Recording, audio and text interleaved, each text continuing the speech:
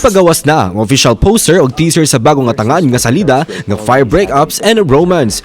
Once connected, forever entangled. Dinhi magtuyok ang istorya sa bagong salida nga dalit nila Asia's multimedia star Alden Richards o Julia Montes. Ubos sa direksyon ni Irene Villamor karong October 18 sa tanang sinihan. Sa maging sino ka man, nabutang sa peligro ang kinabuhi ni Monique nga gidala sa karakter ni Kapuso primetime Princess Barbie Forteza, apan to the rescue ang iyang knight and shining armor nga si Cardi nga si pambansang Ginoo David Licauco aron luwason siya. Gisuyan sila pagpatay apan nakaikya sila sa tumang kamatayon. Nagkainit na ang mga eksena sa maging sino ka man, busa tutok matagabi 8 PM pagkahuman sa 24 oras.